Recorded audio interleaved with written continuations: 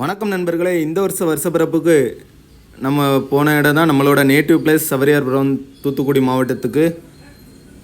ஆனால் அங்கே போனால் நம்ம நியூ இயர் செலிப்ரேஷனுக்கு சர்ச் மாஸுக்காக பசங்க டெக்கரேஷன் வேலையெல்லாம் ஆரம்பிச்சிக்கிட்டு இருந்தாங்க. நம்மளும் அப்படியே கூட சேர்ந்து கொஞ்சம் டெக்கரேஷன் ஒர்க்குக்கு ஹெல்ப் பண்ணிவிட்டு கொஞ்சம் வீடியோவும் அப்படியே சுற்றி எடுத்துகிட்டு அப்படியே கிறிஸ்மஸுக்கு கட்டி வச்சுருந்த அந்த குடிலோட செட்டப்பெல்லாம் ஒரு கேப்சர் பண்ணிவிட்டு நம்மளோட பீடத்தையும் வீடியோவில் அப்படியே உள்ளே கொண்டு வந்துடலாம் அப்படிங்கிறதுக்காக பீடத்தையும் வீடியோவில் கொண்டு வந்தாச்சு. அடுத்து பசங்க பண்ணியிருக்க டெக்கரேஷனை பார்க்கலாம். பெரிய அளவில் இல்லைனாலும் சின்ன அளவில் செஞ்சாலும் ரொம்ப அருமையாக செஞ்சுட்டாங்க பசங்க. திரும்ப பிளான் மாற்றி சொல்லிக்கிட்டே இருந்தாங்க. ஆனால் நமக்கு டைம் இல்லை, மாதத்துக்கு டைம் ஆயிடுச்சு. அதனால் குயிக்காக டெக்கரேஷனை முடிச்சுட்டு பெருக்க ஆரம்பிச்சிட்டாங்க. அடுத்து கோயிலுக்கு வெளியே ஏதாவது பண்ணலாமே அப்படின்ட்டு கோயிலோட வாசலுக்கு போனோம். வாசலுக்கு போனால் ரெண்டு பக்கமும் எம்டியாக இருக்குது, இதில் ஏதாவது செய்யலாம் அப்படிங்கிற பிளானோடையே வெளியே போயிட்டு அதுக்கப்புறம் பலூனை வச்சே 2025 எழுதிடலாம் அப்படிங்கிற பிளானில் அதை ட்ரை பண்ணி பார்த்தோம். வாங்க இப்போ வெளியே போகலாம். இதோ பார்த்தீங்களா, அப்படியே பலூனை வச்சே 2025 எழுதி க்ளீனாக க்ரியேட் பண்ணி வச்சுட்டாங்க. ஆனால் வைக்க அந்த 2 ஜீரோலாம் உடஞ்சிக்கிட்டே இருந்து திரும்ப ட்ரை பண்ணி வச்சாச்சு. அடுத்து கோயிலுக்கு மேலே பார்க்கலாம் அப்படின்னு மேலே பார்த்தா அங்கே ஒரு பெரிய ஸ்டார் இருந்துச்சு. அது கிறிஸ்மஸ்க்கே ரெடி பண்ணி வச்சுட்டாங்க போல். கிறிஸ்மஸுக்கு ரெடி பண்ணி வச்ச டெக்கரேஷனை லைட்டாக கேப்சர் பண்ணிடுவோன்ட்டு அந்த ஸ்டார் போட்டிருந்தாங்களா, அந்த ஸ்டார் போட்டிருக்கதெல்லாம் அப்படி சுற்றி ஒரு வீடியோ எடுத்துக்கிட்டோம். கோவில் கொடிமரம், கோயில் கிரவுண்டில் உள்ள வேப்ப மரம், அப்படி அங்கங்கே ஸ்டார் வச்சுருந்தாங்க. அடுத்து ஸ்டாருக்கு கீழே கொஞ்சம் எம்டியாக இடம் இருக்குல்ல, சரி அதை அப்புறம் பார்ப்போம் அப்படின்ட்டு திரும்பவும் கோயிலுக்குள்ளேயே ஃபுல்லாக கவர் பண்ணியாச்சு. சுற்றி பார்த்துட்டு அந்த ஃப்ரண்டேஜ் மட்டும் இன்னும் ஒரு முடிவுக்கே வரல. பலூன் அது இதுன்னு வச்சாச்சு.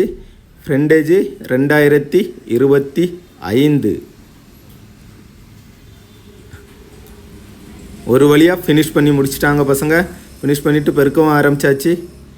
அந்த 2 தான் கடைசி வரையும் சொதப்பிக்கிட்டே இருந்துச்சு. அதையும் ஒரு வழியாக க்ளீனாக பண்ணிவிட்டு அடுத்து மாடிக்கு அந்த எம்டியாக இருக்கிற இடத்துக்கு சீரியல் போட்டு விட்டுருவான்ட்டு சீரியல் எடுத்து சீரியல் போட்டு வியாச்சு. ஆனால் நம்ம இந்த சீரியல் போடுறதுல ஒரு ஹெல்ப்புமே பண்ணலை. நமக்கும் இந்த எலக்ட்ரிசிட்டிக்கு ரொம்ப டிஸ்டன்ஸு, நம்ம கை வச்சாலே தூக்கி அடிச்சிருது. நம்ம பசங்க அதையும் க்ளீனாக செஞ்சுட்டு அப்படியே மேலே இருந்து அந்த ஸ்டாரையும் சுற்றி ஊரை ஒரு வியூ எடுத்துடலாம் அப்படிங்கிறதுக்காக ஆரம்பித்தோம். ஃபஸ்ட் நம்ம சவரியார்ட்டேருந்தே ஆரம்பிச்சிருவோன்ட்டு சவரியாரையும் கோவிலோட கோபுரத்தை ஃபுல்லாக ஒரு வியூ கீழேருந்து மேல் நோக்கி எடுத்துகிட்டு கீழே பசங்க அது சீரியல் போட்ட பிறகு அதோட வியூ எப்படி இருக்குன்னு நம்ம கீழே இறங்கி பார்த்துட்டு அடுத்து மேலே போய் ஊரை ஒரு ரவுண்டு எடுத்துருவோம் அப்படின்ட்டு அடுத்தது மேலே போக போகிறோம். அதுக்கு முன்னாடி கொஞ்சம் கோயிலுக்கு சுற்றி எப்படி இருக்குதுங்கிறத பார்த்துக்கோங்க. இதான் நம்ம கோயில். பசங்க போட்டிருக்க ஸ்டாரு ஃபாதர்லாம் பக்கத்து கிளை பங்குகளுக்கு மாசுக்கு கிளம்பிக்கிட்டு இருக்கிறாங்க. பாருங்க, சீரியல் போட்டது செல்வரசன் தம்பி அருமையாக போட்டு விட்டாப்புல. இடையில கொஞ்சம் சீரியல் கோளாறு பண்ணிச்சு. அதையும் திரும்ப ஏறி கரெக்ஷன் பண்ணிக்கிட்டு பையனுக்கு அதிலே ஃபுல் டைமும் மாசுக்கு வர முடியாத அளவுக்கு அதிலே வேலை சரியாக இருந்துச்சு. அடுத்து ஒரு வழியாக மாஸ் முடிஞ்சது. மாசுக்கு போயிட்டு அடுத்து சந்திப்பு வைப்பாங்க. ஃபாதரை சந்திக்க போவதுக்கு தான் நம்மளை கூப்பிடலை, சிஸ்டரை சந்திக்கிறதுக்கு போவதுக்காவது வாங்க அப்படின்னு கூப்பிட்டாங்க. சரி போகலாம் அப்படின்ட்டு பசங்க எல்லாரும் கிளம்பிட்டோம். சிஸ்டரோட கான்வெண்ட்டுக்கு போனோம். போயிட்டு அங்கே வச்சு சின்ன ப்ரேயர் பண்ணிவிட்டு சிஸ்டரை மீட் பண்ணிவிட்டு சிஸ்டர் நல்ல ஃபஸ்ட்டு டேயே நல்ல ஸ்வீட்டோடு ஆரம்பித்து விட்டாங்க. அப்புறமா நம்மளோட காந்த குரலில் ஒரு சின்ன பாடலையும் பாடிட்டு சிஸ்டரோட ப்ரேயர்ஸையும் கேட்டுட்டு அப்படியே கொஞ்ச நேரம் அங்கே கான்வெண்ட்டில் கொடுத்த ஸ்வீட்டை சாப்பிட்டுட்டு அடுத்து கொஞ்சமாக சிஸ்டர் கான்வெண்ட்டில் வெளியே வச்சுருந்த குடிலையும் கொஞ்சம் ஃபோட்டோ எடுத்துருவோன்னு ஃபோட்டோவும் எடுக்கிறதுக்கு கிளம்பிட்டோங்க. அப்படியே கோயிலுக்கு வந்துட்டோம். கோயிலில் வந்து குரூப் ஃபோட்டோ. இதான் நம்ம பசங்க, ஊர் பசங்க எல்லோரும் சேர்ந்து குரூப்பாக ஒரு ஃபோட்டோ எடுக்கணுன்ட்டு ஃபுல்லாக எடுத்தாச்சு. அடுத்து நம்ம குடில் பக்கத்தில் இருந்த ஒரு ஃபோட்டோவை எடுத்துட்டு கடன்ட்டு அடுத்து பசங்க வெடிக்கலான்னு நாங்கள் பட்டாசு கொளுத்ததுக்கு வந்தாச்சு. பட்டாசு மொத்தமாக வாங்கி மொத்தமாக வெடித்தாங்க பசங்க. அதுதான் ஒரு என்ஜாய்மெண்ட்டு. தனித்தனியான்ட்டு இல்லை, எல்லோரும் மொத்தமாக காசு பார்த்து மொத்தமாக வாங்கி மொத்தமாகவே வெடித்தோம். அதை ஃபுல்லாக இது பண்ணிட்டு இவர் வேறு என்ன ஃபோட்டோ எடு, பட்டாசு கூட ஃபோட்டோ எடுன்னு அவர் வேறு தொந்தரவு ஒரு பக்கத்தில். சரி எல்லாத்தையும் ஃபோட்டோ எடுத்துகிட்டு இதையும் வீடியோவை எடுத்துகிட்டு வந்துட்டார் ஆரோன். கடைசியில் இவர் தான் நமக்கு பொட்டு வச்சு விட்டார், அதை அப்புறமா சொல்கிறேன்.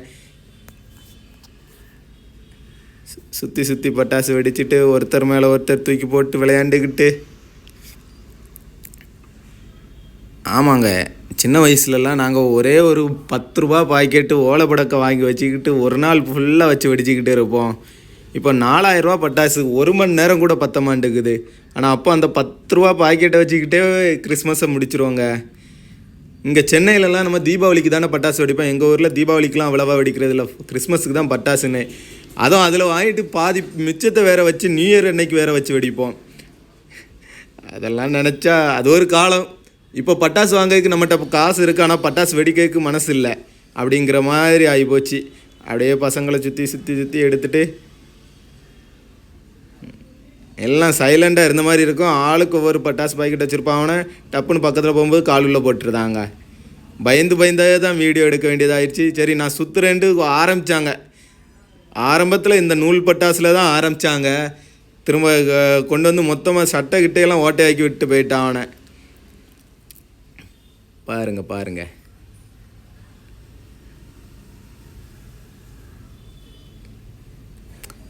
பட்டாசு வாங்கிட்டு வந்து உடனே வெடித்ததால் அந்த அளவுக்கு பெருசாக வெடிக்கலை. காய வைக்கணும். எப்போவுமே பட்டாசு வாங்கினோன்னா வாங்கி ஒரு வாரம் மட்டும் நல்லா காய வச்சு வெடித்தோன்னா நல்லா சவுண்டும் நல்லாயிருக்கும். அது வெடிக்கிறது அந்த பொறியாக தனித்தனியாக போகும். இது கொஞ்சம் நமத்து போன மாதிரி தான் இருக்கும். வாங்கிட்டு வந்து உடனே வெடித்தோன்னா அந்த மாதிரி தான் இருக்கும். அடுத்த அண்ணன் ஆரம்பிக்கானே, அவன் தான் சுத்துறேன்னு ஆரம்பித்தான். எனக்கு நெத்திலையும் பொட்டு வச்சு விட்டான், ஆரோனுக்கு சட்டையையும் ஓட்டையாக்கி விட்டான். வருவான். அந்த பொடிவாண்டு காலுள்ளையும் கையுள்ளையும் வெடியை போட்டு அவன் ஒரு பக்கம் பீதியை கிளப்பி விட்டான். இவனை 2 பேரும் சுற்றியே சண்டை போட்டுக்கிட்டு இருப்பாங்க. பாருங்க மக்களே, எவ்வளோ பசங்க எவ்வளோ ஒற்றுமையாக வெடிக்கிறாங்கன்ட்டு. யாருமே கையில் செல்லோ எதுவுமே தொடலை. ஃபுல்லாக ஜாலியாக பேசிக்கிட்டு வெடிச்சுக்கிட்டு.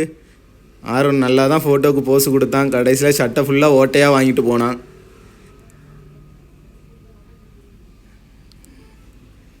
எந்த பட்டாசு எந்த பக்கம் வச்சுருக்காங்கன்னே தெரியாத அளவுக்கு ஆளுக்கு ஒவ்வொரு பக்கத்தில் வச்சு விட்டானுங்க.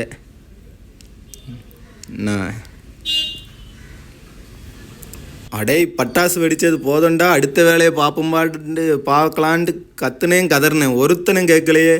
பட்டாசை தூக்கி போட்டு வெடிச்சுக்கிட்டே இருந்தான். இங்கேருந்து அங்கேருந்து இங்கேன்ட்டு மாற்றி போட்டு வெடிச்சுக்கிட்டே இருந்தாங்க.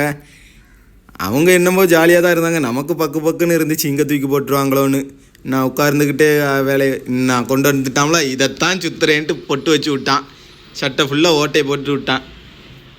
பேசாமல் சுற்றிக்கிட்டு இருக்கானா, இப்போ நமக்கு போட்டு விட்ருவாங்க. அவ்வளோதான், நம்ம மூஞ்சிலாம் பழுத்துட்டு அப்படியே தொடச்சி போட்டு அடுத்து மீதி போடுற பட்டாசையும் கேப்சர் பண்ணலான்ட்டு வந்தால் இந்த பொடியும் இருக்கானே, எங்கே போடுறான்ட்டே தெரியும். அங்கே பாருங்கள், அவன் பாக்கெட்டு பட்டாசை கொளுத்தி பாக்கெட்டுள்ளே போட்டுக்கிடுவான் போல். அந்த மாதிரி தான் மாறி இங்கேருந்து அங்கே போடுறது, அங்கேருந்து இங்கே போடுறது. ஒரு ஜாலி தான். மேலே பட்டாதான் தெரியும். ஜாலியாகவே இருக்கும்போது தெரியாது, அங்கே பழுக்கும்போது தான் தெரியும். இவனை பற்றிலாம் நம்ம காலு கீழே பட்டாசை வச்சு விட்டுலான்னு வந்துடுதான். சரிங்க, அப்படியே பட்டாசு ஃபுல்லாக வெடிச்சுக்கிட்டே இருந்தோம். அப்படியே அந்த சர்ச்சு மாஸ் முடிஞ்சதுக்கு பிறகு பட்டாசு வெளுத்தியாச்சு. அடுத்ததாக என்ன செஞ்சோங்கிறத அடுத்த வீடியோவில் பார்க்கலாம்.